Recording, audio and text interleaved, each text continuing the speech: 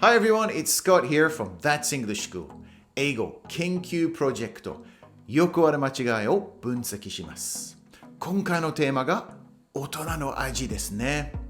正直、初めて大人の味という言葉を初めて聞いたときに驚きまして、若干引いてしまいました。いろんなことを頭の中に考えて、大人の味ってどんな味なんだろう、全然思いつきませんでした。とにかく食品メーカーが大人のなんちゃらかんちゃら、とよく使いますよね。なぜかというとお金にはなるからですね。数年前までは甘いもの好きのお父さんたちがチョコレートを自分で買ってこっそり、食べていましたけど、今はね、遠慮なくみんなの前で平気で、チョコレートを食べていますね。大人の味だからね。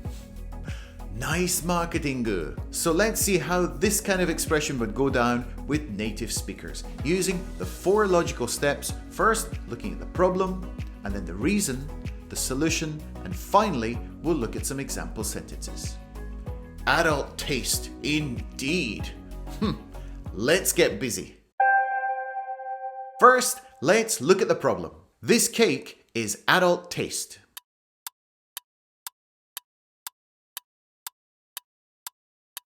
This cake is adult taste. This expression is just wrong. It's wrong on so many levels. If you said this to a native speaker, I'm pretty sure you would be met by awkward laughter, confusion, and perhaps even a few dropped jaws. His jaw dropped. I've noticed that this expression is used, for the most part, in food-related industries. So if you're working for a food manufacturer, a restaurant, or a hotel, and want to focus on the international market, I strongly recommend that you choose another way of expressing this idea. The concept is fine, but we have to be careful with the language. Let me tell you about the implications. The use of the word adult. So just so as you know, the word adult can be pronounced in 2 ways. I say adult, but some people say adult. They're the same thing. It's no biggie. Now, as you know, even in Japanese, the use of the English word adult in katakana has a very, how should I say this? A very special meaning. Let's be completely honest. It normally relates to something sexual or pornographic. Of course, in English, the word adult can be used very innocently, like when you buy a movie ticket. 2 adults and 1 child. Children must be accompanied by an adult. Adults only area at the pool. But in English, it's not really part of the culture to classify products as being suitable only for adults. You would rarely see this on any packaging or advertising. How come? Because the adult version of something is just the standard version of something. Of course, in the Japanese language, it can mean low in sugar, bitter, spicy, expensive, luxurious, for more mature people. Having said that, products in English are marketed towards children.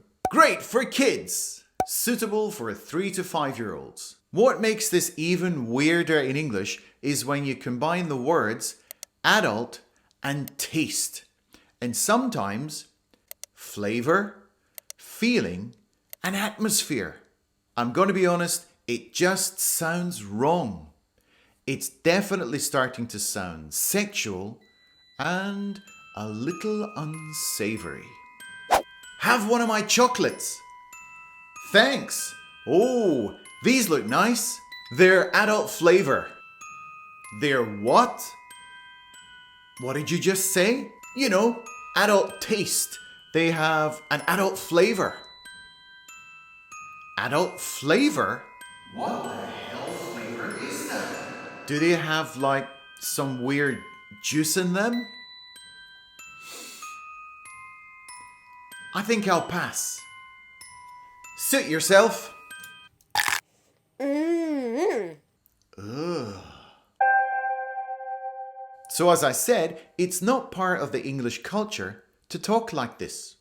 But if you really wanted to convey the concept of 大人の味 or 大人向け, then you'd probably be better off using expressions like these. It's not really meant for kids.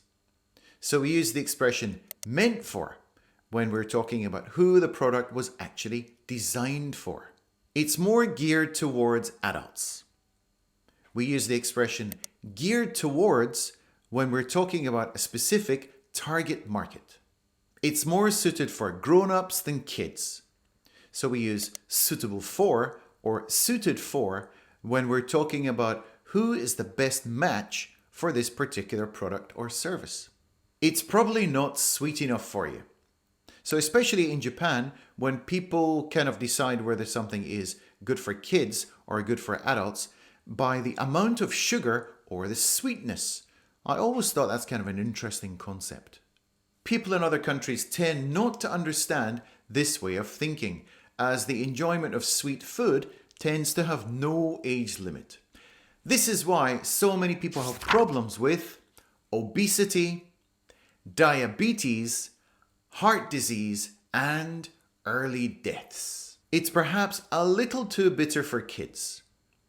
In English, the word bitter has like a really negative impression.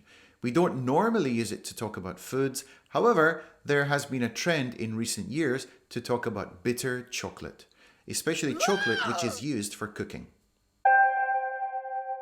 Let's take a look at 5 example sentences, and remember, there's going to be loads of vocabulary and expressions in this section. The first one is this. A lot of the roller coasters at Fuji-Q Highland are more geared towards adults than kids. And just remember, in English, you shouldn't say jet coasters, they're called roller coasters.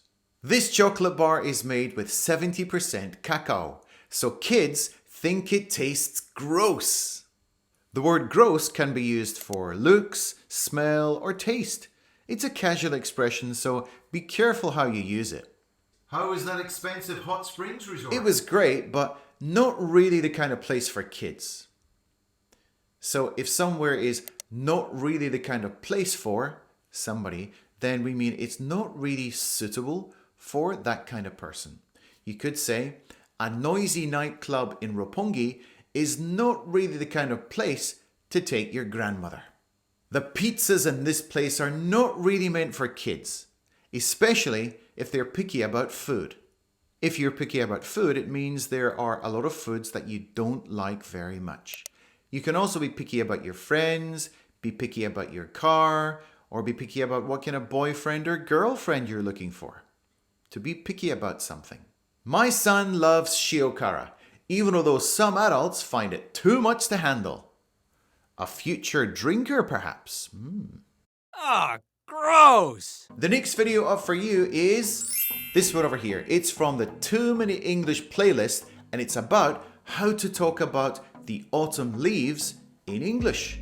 I'll see you over there. Let's go.